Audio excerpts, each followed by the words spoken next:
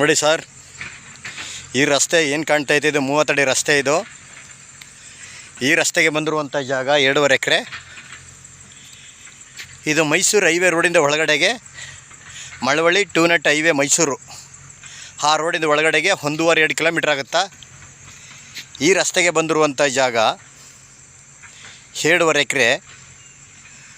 ಮೈಸೂರಿಂದ 40 ಕಿಲೋಮೀಟ್ರ್ ಆಗುತ್ತಾ. ನೋಡಿ, ಲ್ಯಾಂಡ್ ಕಡೆ ತೋರಿಸ್ತಾ ಇದ್ದೀನಿ. ಇದೊಂದು ಫಸಲು ಕಾವೇರಿ ನೀರು ಆಗುತ್ತಾ. ಭತ್ತ ಬೇಕಾರೋ ಬೆಳಿಬೋದು, ತೋಟ ಬೇಕಾರೋ ಮಾಡ್ಬೋದು. ನೋಡಿ, ಹಿಂಗೆ ಲೆಫ್ಟ್ ಬರ್ತೈತೆ ನೋಡಿ. ಈಗ ಭತ್ತ ಹಾಕಿದರೆ ಆಲ್ರೆಡಿ. ವಾಟರ್ ಬೆಲ್ಟ್ ಅಂತೂ ತುಂಬ ಚೆನ್ನಾಗಿದೆ.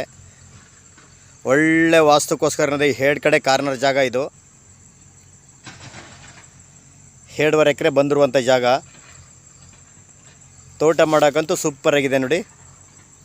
ಮಳವಳ್ಳಿಯಿಂದ 12-13 ಕಿಲೋಮೀಟ್ರ್ ಆಗುತ್ತಾ. ಊರಿಗೆ ಅಟ್ಯಾಚ್ ಆಗಿರೋಂಥ ಜಾಗ, ಅರ್ಧ ಕಿಲೋಮೀಟ್ರ್ ಊರಿಗೂ ಲ್ಯಾಂಡ್ಗೇನು. ಇದು ನೋಡಿ ಏನು ಕಾಣ್ತಾ ಇತ್ತು, ಇದೇ ಜಾಗ 2.5 ಎಕರೆ. ಕುಂಟೆ 1.30 ಹೇಳ್ತಿದ್ದಾರೆ, ಹೆಚ್ಚು ಕಮ್ಮಿ ನೆಗೋಷಿಯಬಲ್ ಇದೆ. ಇಲ್ಲಿ 4.5 ಎಕರೆ ಬೇಕು, 4.5 ಎಕರೆ, 3.5 ಎಕರೆ ಇದೆ. ಒಂದು ಕಡೆ ಸೈಡಲ್ಲಿ 2.5 ಎಕರೆ ಬೇಕು ಅಂದರೂ ಕೊಡ್ತಾರೆ. ಬೆಂಗಳೂರಿಂದ ಕರೆಕ್ಟಾಗಿ 113 ಕಿಲೋಮೀಟ್ರು ಈ ಲ್ಯಾಂಡ್ಗೆ. ಮಳವಳ್ಳಿಯಿಂದ 13 ಕಿಲೋಮೀಟ್ರು,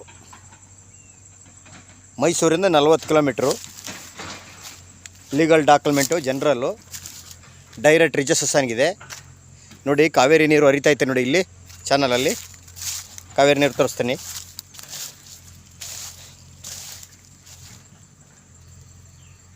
ಇದೇ ಕಾವೇರಿ ನೀರು ಹೋಯ್ತೈತೆ ನೋಡಿ.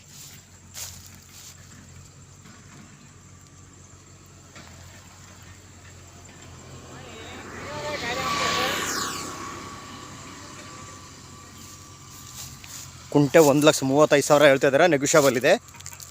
ಮೈಸೂರು ಹೈವೇ ರೋಡ್ಗೆ ಹತ್ತಿರ ಇರುವಂಥ ಜಾಗ.